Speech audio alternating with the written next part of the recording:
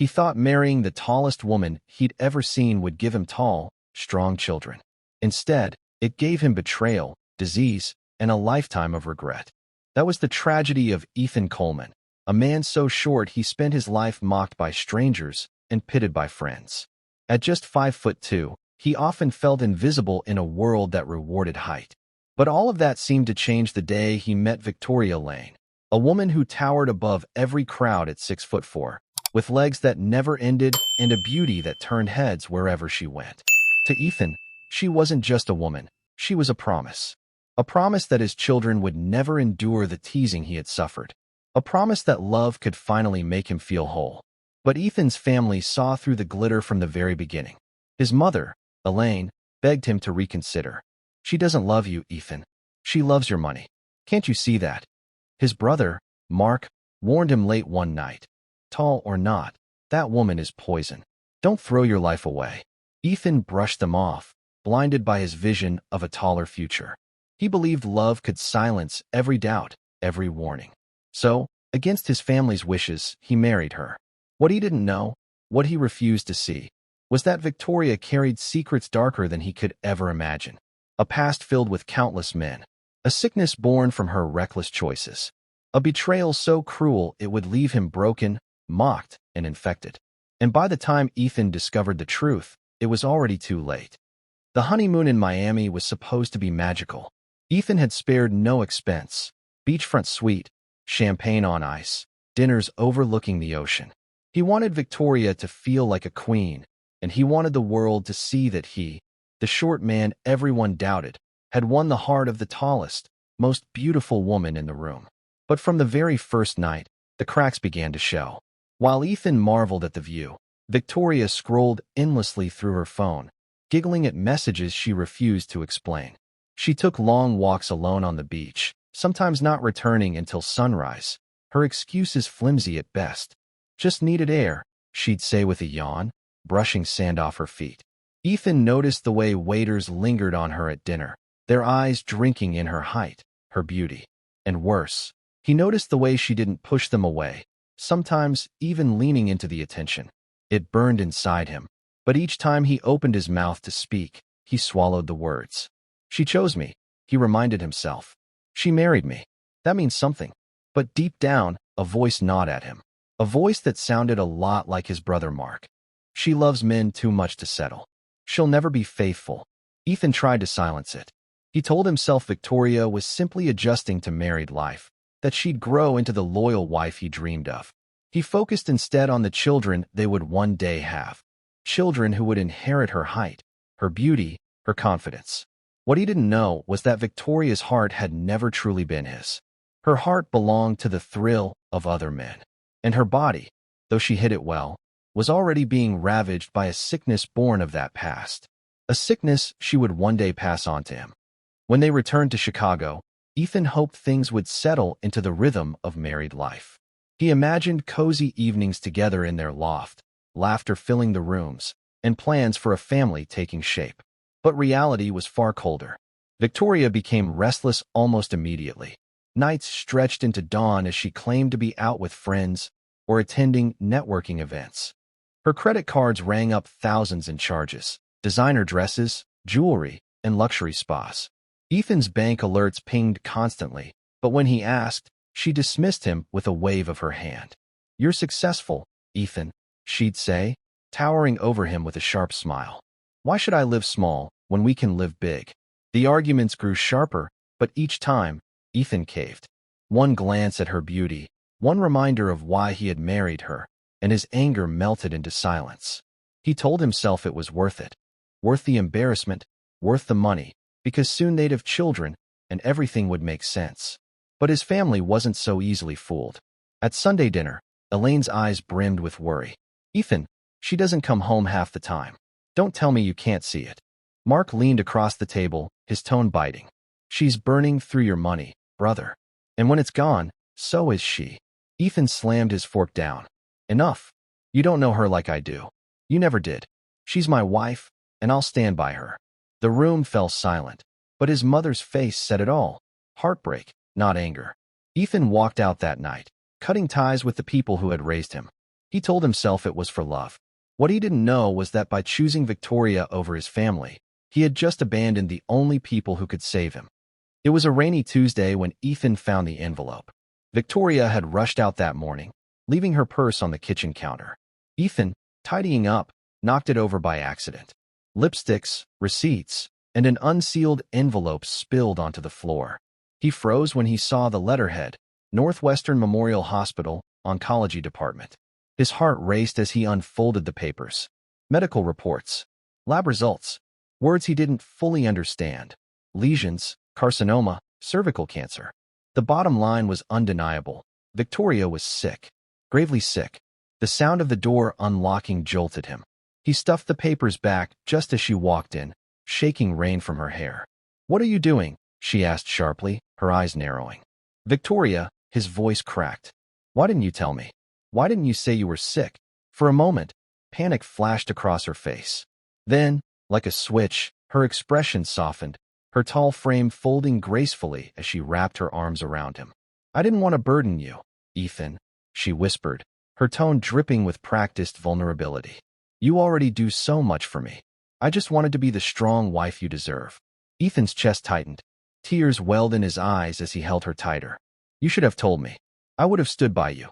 She pulled back, brushing his cheek with her long fingers. "Then stand by me now. Don't tell anyone. Not your mother. Not Mark. This is our battle, not theirs." And just like that, Ethan's resolve crumbled. He promised silence, even as guilt gnawed at him.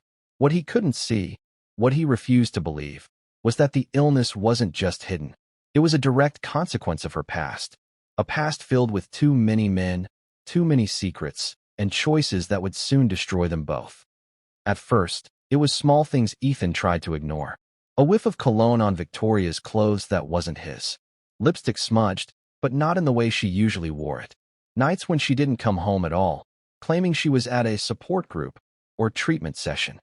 But the most damning clue came one Friday evening. Ethan had left work early, planning to surprise her with dinner.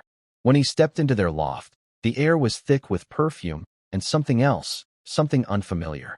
A half-empty glass of whiskey sat on the counter, droplets still clinging to the rim. Victoria hated whiskey. "Victoria," he called out.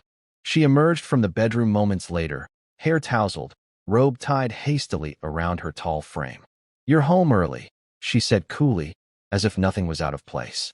Ethan's eyes darted toward the closed balcony door, but before he could speak, she cut him off. "Don't start, Ethan. I told you, I need space. I need friends. Not everything is about you controlling me." His heart pounded. "Friends don't leave glasses of whiskey in our kitchen, Victoria." For a split second, her mask slipped. Then she laughed, a sharp, mocking sound that made him feel even smaller than his stature already did. "You're paranoid," she said, towering over him. "Do you think any man would want me when I'm sick? Do you think I don't notice the way you watch me, desperate, insecure?" Her words sliced through him.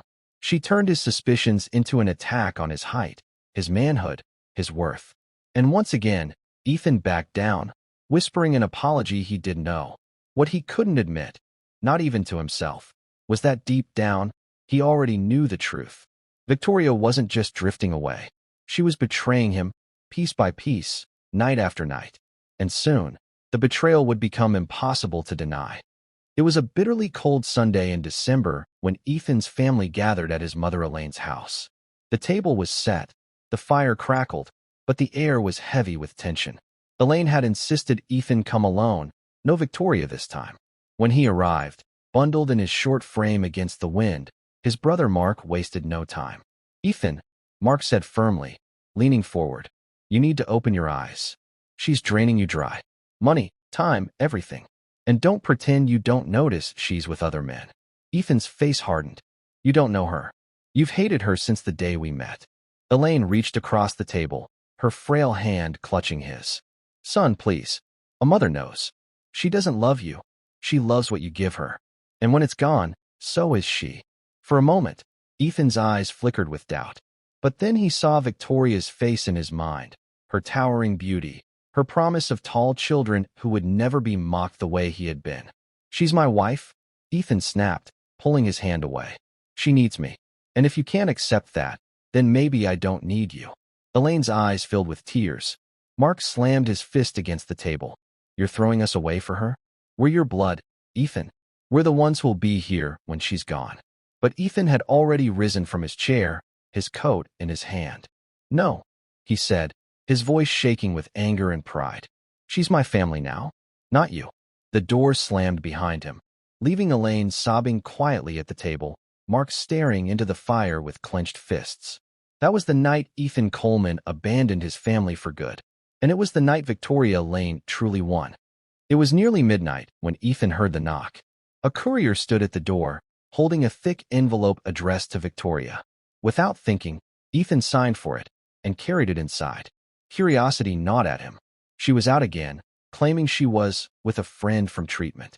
His hands shook as he opened the envelope. Inside were hospital records, insurance forms, and something else. Notes from her oncologist. He sat at the table, reading line by line, his chest tightening.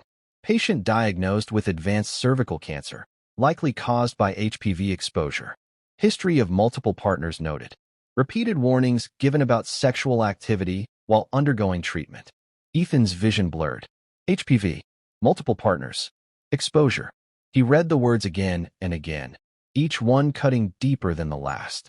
This wasn't just cancer. It was the kind born from years of reckless choices. Choices she had hidden beneath that flawless smile. Choices she had brought into their marriage. The papers slipped from his hands as the door swung open. Victoria strode in, her heels clicking, her perfume filling the room. She froze when she saw the documents spread across the table. For a moment, her eyes widened. Then, slowly, a smirk curved across her lips. So, she said casually, tossing her purse onto the counter. You finally know. Ethan's voice trembled. Why didn't you tell me? Why didn't you give me a choice? Victoria towered over him, her tone dripping with contempt. Because I knew what you'd say. You'd run to Mommy and Mark, and I'd be left with nothing. I married you because you could pay for what I needed. And you did. You're useful, Ethan. That's all. Her words hit harder than the diagnosis itself. He stared at her, heart breaking, realizing that the woman he had abandoned his family for didn't just betray him. She had infected him with her past. And he was trapped. The clinic smelled of antiseptic and quiet dread. Ethan sat on the edge of the exam table, swinging his legs nervously like a child. The doctor's words rang in his ears, muffled yet sharp enough to wound. Mr. Coleman, the test came back positive. You've contracted HPV. Given your wife's condition, I'm afraid it's not surprising. We'll monitor for complications, but you need to understand. The risks are serious. Ethan's breath caught. His throat went dry. You mean she gave this to me? The doctor's sympathetic eyes were answer enough. By the time Ethan stepped out onto the Chicago sidewalk, the world felt different. The skyscrapers loomed taller, the city buzzed louder, and yet he felt impossibly small, smaller than he ever had in his life. When he confronted Victoria that evening, his hands trembled so badly he could barely hold the test results. You infected me, he whispered, voice cracking. You knew, and you let it happen. Victoria didn't flinch. She stood in front of the mirror, applying lipstick, as if preparing for another night out. Don't be so dramatic, Ethan, she said coolly. Men live with worse. Besides, you act like I forced you. You wanted me so badly, remember? You wanted tall children so you could finally feel like more of a man. Ethan's knees buckled. How can you say that? She turned then, towering over him, her eyes icy with amusement. Because it's true. You were never enough, Ethan. Not tall enough. Not strong enough. Not man enough. All you ever had was money. And now even that won't save you. Her laugh echoed through the loft, sharp and cruel, as Ethan sank into the shadows of the room. In that moment, he realized he hadn't just lost his health. He had lost his dignity, his family, and the very future he thought he was building. The loft was silent except for the ticking of the wall clock. Ethan sat slumped on the couch, his medical results clutched in his shaking hands. His whole body felt hollow, like the life had been drained from him. Victoria swept in from the bedroom, dressed in a sleek black gown, her heels clicking like a metronome of disdain. She didn't even glance at him as she adjusted her earrings in the mirror. Where are you going? Ethan asked hoarsely. Out, she replied simply. You wouldn't understand. His voice cracked, desperation pouring out. Victoria, please. I gave you everything. My money, my name, my loyalty. I turned my back on my own family for you. And you, his chest heaved. You gave me nothing but lies, disease, and betrayal. At that, she turned, her tall frame casting a long shadow over his bent figure. Slowly, a smile spread across her lips, cold, sharp, merciless. Ethan, she said, her tone dripping with scorn. You were never anything more than a wallet with legs. Do you really think I married you for love? Look at you. You're short. Pathetic. No real man would give up his family for a woman, but you did. And that's why I picked you. You were easy. Ethan's eyes welled with tears. And the cancer? You could have told me. You could have trusted me. Victoria let out a hollow laugh. Trusted you?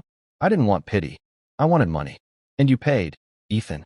You paid for every treatment, every bill, every luxury. That's the only reason you were ever in my life. Her words sliced deeper than any diagnosis. For the first time, Ethan saw her clearly, not as the tall, beautiful wife he dreamed of, but as the ruthless woman who had ruined him. And when she leaned down, whispering in his ear, her final words shattered him completely. You thought I'd give you tall children. What I gave you instead was the truth. You'll always be small. When Victoria left, she didn't take just her clothes or her jewelry. She took the last of Ethan's hope. The loft, once filled with her towering presence, now felt like a graveyard of broken dreams. Her note, just 3 words, "We're done here," mocked him from the counter. He stood frozen, his heart pounding, his body trembling.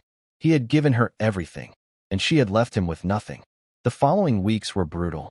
Creditors called day and night. His savings bled dry. His health faltered as the infection gnawed at him, a constant reminder of her betrayal. When the landlord handed him the eviction notice, Ethan finally understood what rock bottom looked like. He returned to his mother Elaine's house with his head bowed low, carrying only a small suitcase. When she opened the door, her tears flowed instantly. She pulled him into her arms, whispering, "You're still my son. You always will be." But Mark's voice from behind cut deeper. "We begged you to listen. We warned you, Ethan. And now look at what she's done." Ethan sank into the couch, clutching his head in his hands. "I thought love would lift me. I thought it would give me taller children, a better future. But all it gave me was disease, debt, and regret." The house was silent except for his broken sobs. His family surrounded him, not with judgment, but with the painful truth he had once refused to hear. As night fell, Ethan lay in the same room he grew up in, staring at the ceiling. Victoria's mocking words haunted him still, but another voice cut louder. His mother's, his brother's, his family's pleas that he had ignored. And in that silence, the truth struck him with devastating clarity. When family warns you about love, listen, because sometimes the heart's desire is the mind's destruction.